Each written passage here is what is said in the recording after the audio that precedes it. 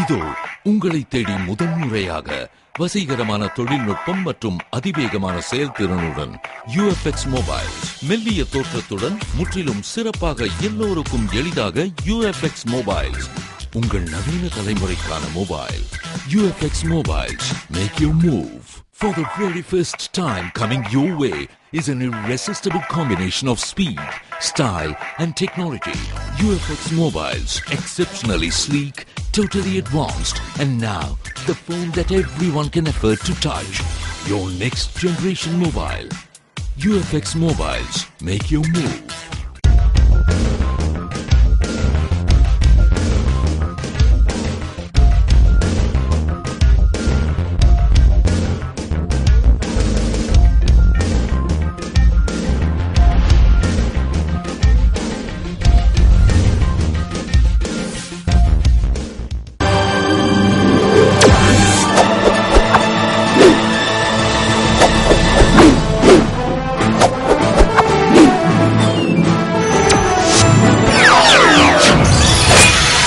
நீங்கள் பார்த்துக் கொண்டிருப்பது AJK டிவியின் புதுவை மாலை. வணக்கம்.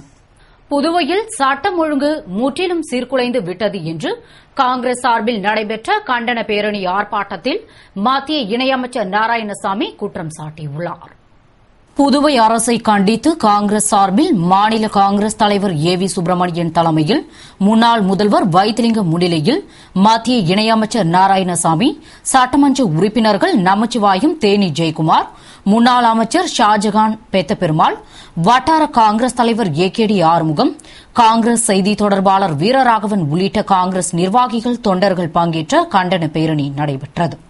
பேரணியின் நிறைவில் மத்திய இணையமைச்சர் நாராயணசாமி பேசுகையில், முதல்வர் ரங்கசாமி பொறுப்பேற்றவுடன் 4000 அரசு ஊழியர்களை பணி நீக்கம் செய்தார். ஊதியம் சரிவர வழங்கப்படாததால் ஊழியர் தற்கொலை, சட்டம் ஒழுங்கு பாதிப்பு என்று புதுவையே அமைதி இழந்துள்ளது. வேலை இழந்த 4000 பேருக்கு வேலை வழங்காவிட்டால் வரும் சட்டசபை கூட்டத்தொடரில் காங்கிரஸ் போராட்டம் நடத்தும். மேலும் தானே புயலால் புதுவை மக்கள் சந்திக்காத பிரச்சினைகள் இல்லை. பிரதமரிடம் பாதிப்பு குறித்து பேசி 125 கோடி மத்திய அரசு நிவாரணமாக வழங்கியுள்ளது. ஆனால் இதுவரை விவசாயிகள், மீனவர்கள், வீடுகளை இழந்தவர்கள் என யாருக்கும் நிவாரணம் வழங்கப்படவில்லை. கடந்த 5 நாட்களில் பல்வேறு குற்றச்சம்பவங்கள் நடந்து புதுவையில் சட்டம் ஒழுங்கு முற்றிலும் சீர்குலைந்து விட்டது என்று குற்றம் சாட்டியுள்ளார். நான் சொன்ன இந்த 4000 பேருக்கு வேலை வாய்ப்பு கொடுக்கறதுக்காக, வேலை மறுபடியும் கொடுக்கறதுக்காக வைத்திலிங்கம் அவர்களும், காங்கிரஸ் கட்சி தலைவர் அவர்களும், நமச்சிவாய் அவர்களும், தேனி ஜெயக்குமார் அவர்களும், திருமுருகன் அவர்களும், லட்சுமி நாராயணன் அவர்களுக்கும், ரங்கசாமி அவர்கள் மற்ற எல்லாரும் நம்ம சட்டமன்ற உறுப்பினர்கள் ரங்கசாமி வேலை வாய்ப்பு கொடுக்க சட்டமன்றத்தில் கேள்வி கேட்டாங்க.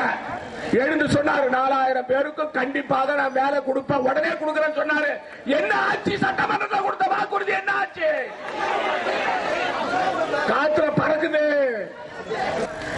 அது மட்டும் இல்ல, என்ன பொறுத்த வரைக்கும் கட்சி தலைமை சொன்னாலும் சொல்லலனாலும் புதுவை மாநில மக்களுக்கு அநீதி இழைக்கப்படும் போது அந்த பதவி எனக்கு முக்கியம் கிடையாது. மத்திய மந்திரி பதவி எனக்கு முக்கியம் கிடையாது. மத்திய மந்திரி பதவி வரும் போவோம். எனக்கு நிலையாடிக்கிறது காங்கிரஸ் தொண்டன் பதவி தான். இதுல ஒட்டுமொத்தமா இந்த அரசு மக்கள் விரோத அரசு, புதுவை மாநில மக்களுக்கு துரோகம் செய்கின்ற அரசு. இந்த அரசு, இந்த சட்டம் ஒழுங்கு புதுவை மாநிலத்தில் இந்த ஆட்சியில் கெட்டுவிட்டது. இதற்காக தகுந்த நடவடிக்கை எடுக்குமாறு உள்துறை அமைச்சர் திரு சிதம்பரம் அவர்களை நான் கேட்டுக்கொள்வேன். பாரத பிரதமர் டாக்டர் மன்மோகன் சிங் அவர்களை கேட்டுக்கொள்வேன். வேலை கொடுக்காமல் ரங்கசாமி அரசு மெத்தனமாக இருப்பதை கண்டித்து புதுவை மாநிலத்தில் காங்கிரஸ் கட்சி தொடர்ந்து போராடும் என்பதை உங்களுக்கு இந்த தருணத்தை கூறிக்கொள்கிறேன். நல்ல ஆலோசனைகளை வழங்கினால் ஏற்றுக்கொள்வோம். அதனை விடுத்து காழ்ப்புணர்ச்சி காரணமாக அரசு மீது குறை சொல்லக்கூடாது என்று NR காங்கிரஸ் 2ஆம் ஆண்டு விழாவில் முதல்வர் ரங்கசாமி பேசினார். புதுவை அகில இந்திய NR காங்கிரஸ் கட்சியின் 2ஆம் ஆண்டு விழா கட்சி தலைமை அலுவலகத்தில் கொண்டாடப்பட்டது. இதனை முன்னிட்டு அலங்கரிக்கப்பட்ட காந்தி, காமராஜர் திருவுருவ படத்திற்கு மலர்தூவி மரியாதை செலுத்திய முதல்வர் ரங்கசாமி பின்னர் அனைவருக்கும் இனிப்புகள் வழங்கினார். விழாவில் அமைச்சர்கள் ராஜவேலு, பன்னீர்செல்வம், தியாகராஜன், சட்டமன்ற உறுப்பினர்கள் நேரு, அசோக் ஆனந்த், தமிழ்ச்செல்வன், வைத்தியநாதன், கார்த்திகேயன், கல்யாணசுந்தரம், டிபிஆர் செல்வம், பொதுச் செயலாளர் பாலன், கட்சி பிரமுகர்கள் ஜெயபால், ஆனந்த பாஸ்கரன், நடராஜன், பாண்டியன், அனிபால் நேரு, பக்தவச்சலம், செழியன், ஞானசேகரன், லூயி கண்ணையா உள்பட ஏராளமானோர் கலந்து கொண்டனர். அதனைத் தொடர்ந்து என் டி மஹாலில் துணைத் தலைவர் கோவிந்தராஜன் தலைமையில் நடைபெற்ற கூட்டத்தில் முதல்வர் ரங்கசாமி பேசுகையில், மக்களின் எண்ணப்படியே என்ஆர் காங்கிரஸ் துவக்கப்பட்டு 2 மாதத்தில் மக்கள் ஆதரவால் வெற்றி பெற்று ஆட்சி அமைத்ததென்றும், எங்கள் தேர்தல் வாக்குறுதிகளை கண்டிப்பாக நிறைவேற்றுவதாகவும், குடிசைகளே இல்லாத புதுவையை உருவாக்குவதுதான் எமது எண்ணம் என்ற அவர், விரைவில் ரேஷன் கடைகளில் தரமான அரிசி வழங்கப்படும். கடந்த 3 ஆண்டுகளில் ஏற்பட்ட கடனை அடைக்க வருவாயை உயர்த்தினால்தான் கடன் கொடுக்க முடியும் என்று மத்திய அரசு கூறியதால் சில வரிகளை உயர்த்த வேண்டிய கட்டாயம் ஏற்பட்டது.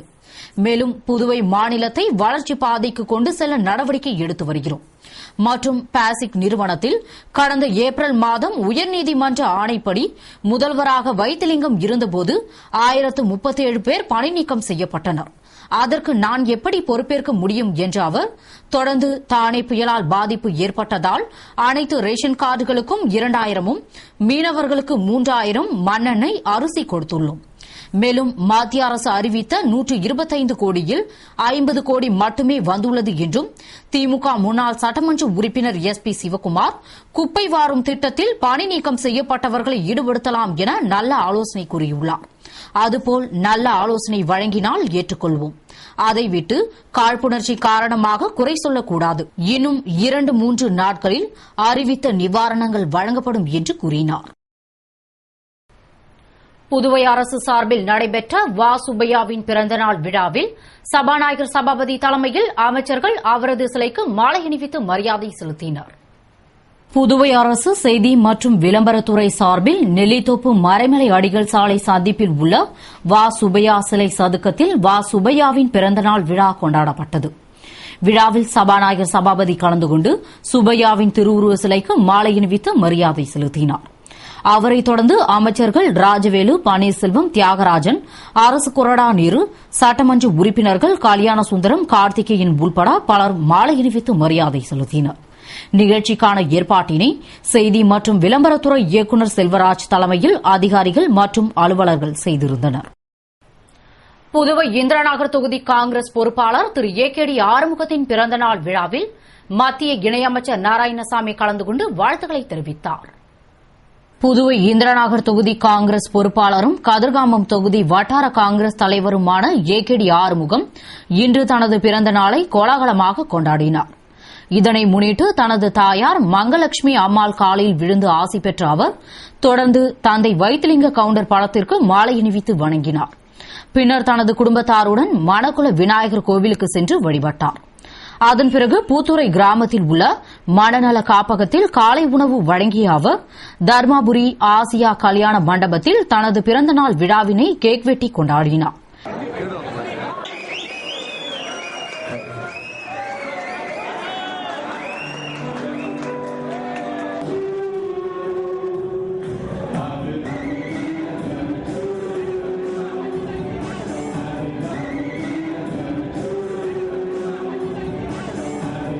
விழாவில் பிறந்த நாளை முன்னிட்டு நடத்தப்பட்ட கிரிக்கெட் போட்டிக்கு பரிசுகளும் ஏழை பெண்களுக்கு தையல் இயந்திரமும் வழங்கினார்.